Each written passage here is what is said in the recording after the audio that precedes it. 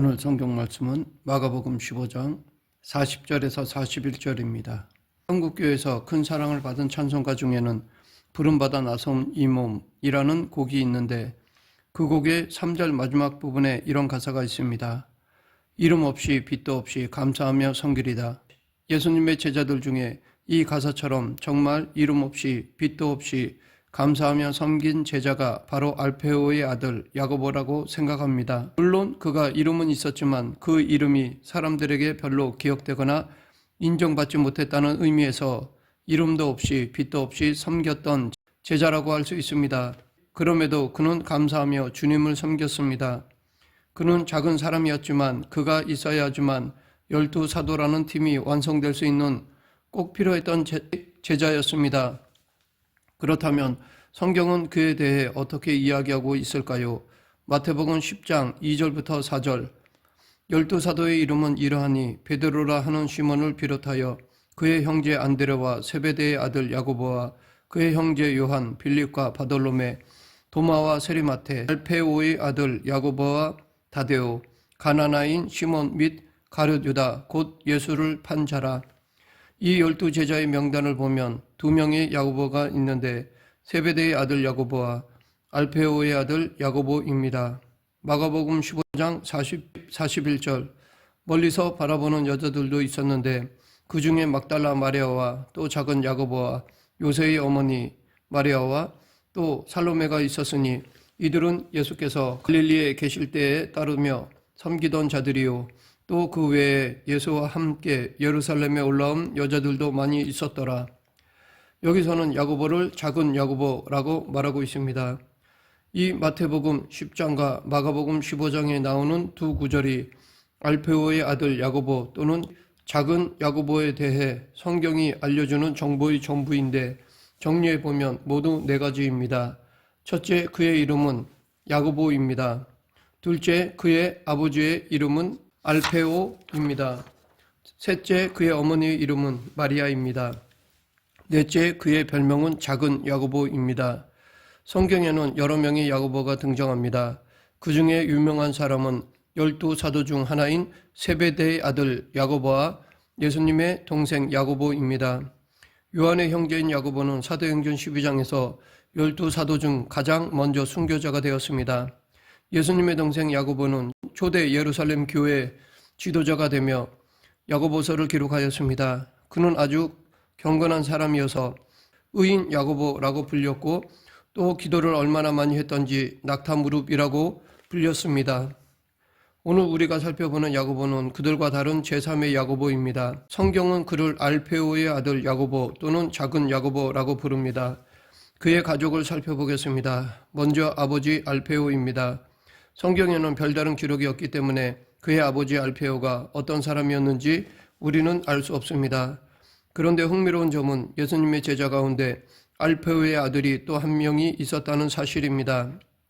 이것은 흥미로운 사실인 동시에 우리에게 또한 혼란을 가져다 줍니다. 마가복음 2장 14절 또 지나가시다가 알페오의 아들 레위가 세관에 앉아 있는 것을 보시고 그에게 이르시되 나를 따르라 하시니 일어나 따르니라.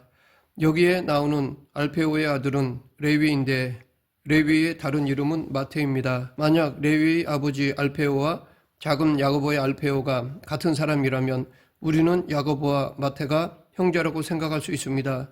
물론 이름만 가지고 둘이 형제라고 확정적으로 결론을 내릴 수는 없습니다. 당시 유대인 중에는 알페오라는 이름이 많았을 것이기 때문입니다. 하지만 충분히 그럴 수도 있다는 가정이 가능합니다. 마테와 야고보가 형제였을 가능성이 전혀 무리한 추측은 아니라는 것입니다. 예수님의 12제자 중에는 두 집안의 형제들이 있었습니다. 베드로와 안드레가 형제였고 야고보와 요한이 형제였습니다. 그렇다면 마테와 야고보도 형제일 가능성이 있다고 생각할 수도 있을 것입니다. 만약 이들이 정말로 형제였다면 이것은 굉장히 흥미로운 상황이 아닐 수 없습니다. 왜냐하면 복음서를 쓴 사람들은 예수님의 12제자 명단을 작성할 때 알페오의 아들 야고보를 항상 다데오 유다, 가나나인 시몬, 그리고 가룟 유다와 함께 짝을 이루도록 기록하였기 때문입니다. 이들은 당시 열심당원이거나 열심당원에게 영향을 받은 일종의 민족주의자들이었습니다. 만약 이렇게 알페오의 아들 야고보가 열심당원들과 가까이 하는 사람이었다면 그는 자기 형제 마테와는 전혀 다른 정치적 성향을 가지고 있었을 것입니다. 그러나 이 두 사람이 형제일 가능성이 낮다고 생각되는데, 왜냐하면 두 사람이 형제였다면 성경에는 분명히 그 사실이 간접적으로라도 기록되었을 것이기 때문입니다. 그냥 아버지들의 이름이 같은 알페오인 동명이인이었을 것입니다. 다음은 어머니 마리아입니다. 아버지보다 더 중요한 것은 아마 어머니일 것입니다. 오늘 본문에서 보는 것처럼 야고보의 어머니 이름은 마리아입니다. 그런데 문제는 야고보라는 이름처럼 마리아라는 이름을 가진 여자도 아주 많이 등장한다는 것입니다. 오늘 본문 40절에 예수님이 십자가에 달리시는 순간 그 장면을 멀리서 바라보는 여자들이 있었습니다. 그 중에 막달라 마리아와 또 작은 야고보와 요새의 어머니 마리아와 또 살로메가 있었으니, 비록 멀리서 바라보고 있었지만 이 여자들은 용기가 있었습니다. 왜냐하면 그 당시 남자들은 모두 도망을 갔는데 이 여자들은 멀리서라도 바라보고 있었기 때문입니다. 그런데 여기서만 해도 마리아가 두 명이 나옵니다. 막달라 마리아가 있고 작은 야고보와 요새의 어머니 마리아가 있습니다. 그리고 살로메라는 여인도 있습니다. 성경은 이 세 여인이 멀리서 십자가에 달리시는 예수님을 바라보고 있었다고 증언합니다. 그런데 이 구절과 반드시 비교해야 할 구절이 두 군데 더 있습니다. 하나는 마태복음 27장 56절과 요한복음 19장 25절입니다. 먼저 마태복음 27장 56절, 그 중에는 막달라 마리아와 또 야고보와 요셉의 어머니 마리아와 또 세베대의 아들들의 어머니도 있더라. 요한복음 19장 25절, 예수의 십자가 곁에는 그의 어머니와 이모와 글로바의 아내 마리아와 막달라 마리아가 섰는지라. 이것을 정리해보면 마가복음에는 막달라 마리아, 작은 야고보와 요새의 어머니 마리아, 살로메 이렇게 세 명, 마태복음에서는 막달라 마리아, 야고보와 요셉의 어머니 마리아, 세베대의 아들들의 어머니 이렇게 세 명, 요한복음에서는 예수님의 어머니, 이모, 글로바의 아내 마리아, 막달라 마리아 이렇게 네 명입니다. 세 기록에서 모두 겹치는 사람은 막달라 마리아입니다. 마가복음의 작은 야고보와 요셉의 어머니 마리아와 마태복음의 야고보와 요셉의 어머니 마리아도 동일 인물로 보입니다. 그렇다면 마가복음에 나오는 살로메와 마태복음에 나오는 세베대의 아들들의 어머니, 요한복음에 나오는 이모가 같은 사람이라고 할 수 있는데, 그러니까 야고보와 요한의 어머니는 그 이름이 살로메이고 예수님의 이모였다는 말이 됩니다. 그렇다면 요한복음에 나오는 글로바의 아내 마리아는 누구일까요? 그러니까 마가복음 15장 40절에 작은 야고보와 요새의 어머니 마리아가 바로 요한복음 19장 25절에 나오는 글로바의 아내 마리아와 같은 사람이라는 추정이 가능합니다. 그래서 어떤 학자들은 글로바가 알페오의 별명이었을 것이라고 주장하기도 합니다. 만약 글로바가 정말 알페오였다면 글로바의 아내 마리아는 알페오의 아내 마리아가 됩니다. 그리고 이 마리아에게 작은 야고보와 요새라는 아들들이 있는데 마태복음에서는 요셉이라고 기록되어 있습니다. 그러니까 요새와 요셉은 동일 인물입니다. 그런데 마태복음과 마가복음에서 그의 형제 요새를 빼놓지 않는 것을 보면 요새도 아주 신실한 제자였던 것으로 보이며, 그의 어머니 마리아는 예수님의 어머니와 다른 여인들과 함께 십자가 앞에까지 와서 예수님의 마지막 죽음을 목격하며 그 자리에 동참한 것입니다. 즉 이런 경건한 신앙의 어머니 밑에서 야고보와 요새가 영향을 받았다는 것을 추측해 볼 수 있습니다. 야고보의 별명이 작은 야고보인데 그러면 왜 그에게 작은 야고보라는 별명이 붙어졌을까요? 몇 가지로 추측해 볼 수 있습니다. 먼저 예수님의 제자들 가운데 똑같은 이름을 가진 제자가 있었기 때문에 혼돈을 피하기 위해서 이 별명이 붙어졌을 것이라는 것입니다. 그런데 왜 하필 작은이라는 단어가 붙었을까요? 확실히 이야기할 수는 없지만 아마도 키가 작았다는 의미였을 가능성이 있습니다. 하지만 만약 키 때문에 작은 야고보라는 별명이 주어졌다면 세베대의 아들 야고보는 큰 야고보라고 했어야 했을 텐데 그렇지가 않습니다. 그러므로 키와 관련된 이유가 아닐 가능성이 큽니다. 다음은 나이가 어렸기 때문이라고 볼 수도 있습니다. 세베대의 아들 야고보에 비해 나이가 어렸기 때문에 작은 야고보라고 했을 가능성이 있습니다. 그러나 세베대의 아들 야고보를 큰 야고보 혹은 늙은 야고보라고 했어야 했는데 그렇지 않은 걸로 보니 나이 차이가 아주 컸던 것 같지는 않아 보입니다.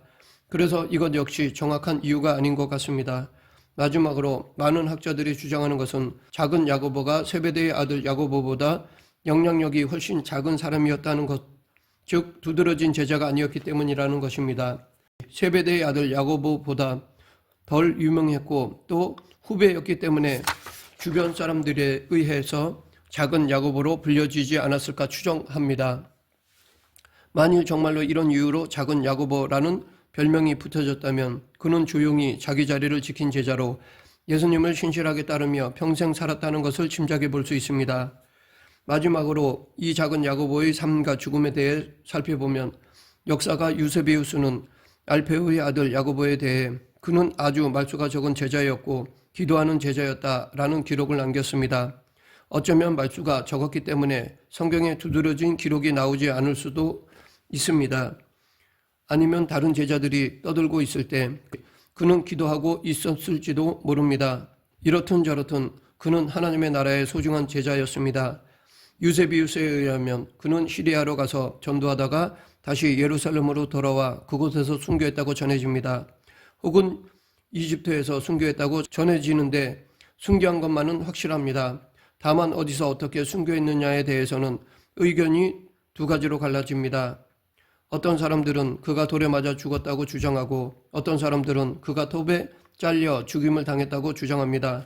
그래서 그 후로는 톱이 작은 야고보를 상징하는 그림으로 전해 내려오기도 합니다. 결론적으로 말하면 그가 다른 제자들에 비해 두드러지지 않았고 영향력이 작은 제자였던 것은 분명합니다. 그러나 그렇다고 야고보가 중요하지 않은 제자였던 것은 결코 아닙니다. 그는 여전히 하나님 나라의 소중한 제자이며 꼭 필요한 제자였습니다. 12사도 가운데서 결코 빠질 수 없는 이름이 바로 이 알페오의 아들 야고보, 작은 야고보입니다. 그는 마치 오케스트라 제2 바이올린 연주자와도 같은 사람이었습니다. 지휘자가 오케스트라를 편성할 때 제1 바이올린 주자를 모집하는 일에는 전혀 어려움을 느끼지 않는다고 합니다. 사람들은 저마다 제1 바이올린 주자가 되어 자기를 나타내고 싶어 하기 때문입니다. 하지만 제2인자가 되는 것은 참 어려운 일입니다. 그래서 제2 바이올린 주자로 자원하는 바이올리니스트는 별로 없습니다. 그러나 제2 바이올린이 빠지면 오케스트라가 아름다운 연주를 하기는 불가능합니다. 이렇게 알페오의 아들 야고보, 작은 야고보가 드러나지는 않았지만 반드시 필요한 사람이었습니다. 하나님 나라의 복음을 위해 이 땅에 최선을 다해 살아가며 영적 싸움을 싸운 사람들, 그 영웅들을 하나님 나라는 결코 잊지 않습니다. 세상에 살 때 이름이 많이 알려진 사람들, 존경받고 인정받던 사람들만이 꼭 하나님 나라의 영웅이 되는 것은 아닙니다. 오히려 아무도 알아주지 않는 곳에서 묵묵히 신실하게 섬긴 사람들도 하나님 나라에서는 귀하게 여깁니다. 아무도 보지 않고 아무도 알아주지 않는 때에도 묵묵히 하나님이 주신 사명을 감당하는 자, 예수님의 십자가의 길을 걷는 자를 하나님은 기억하십니다. 왜냐하면 그런 사람들이 진짜 당신의 자녀이기 때문입니다. 알페오의 아들 야고보, 작은 야고보가 바로 이런 사람이었습니다. 사실 예수님의 제자들 중에는 베드로, 야고보, 요한같이 쟁쟁한 사도들이 있었습니다. 그런데도 알페오의 아들 야고보, 작은 야고보는 정말 작게 그러나 꾸준하고 성실하게 하나님 나라를 섬겼습니다. 이름도 없이 빛도 없이 섬겼던 제자, 그러나 하나님 나라에 꼭 필요한 일꾼이었던 사도 야고보, 이 작은 야고보의 걸음을 따라갈 사람들이 지금 이 세상에는 많이 필요합니다. 비록 사람들의 인정과 칭찬을 받지 못한다 해도, 아무도 알아주지 않는다 해도, 이름도 없이 빛도 없이 묵묵하게 꾸준하게 신실하게 하나님 나라의 일꾼으로 살아가는 그리스도인이 필요합니다. 말씀을 맺겠습니다. 이 세상에는 많은 사람들 앞에서 이끌어가는 리더자도 필요하지만 그 리더자를 도와 묵묵히 따라가 섬기는 동력자도 필요합니다. 이 모습이 우리가 보기에는 크고 작음, 높고 낮음으로 보일 수 있지만 하나님 보시기에는 다 똑같은 것입니다.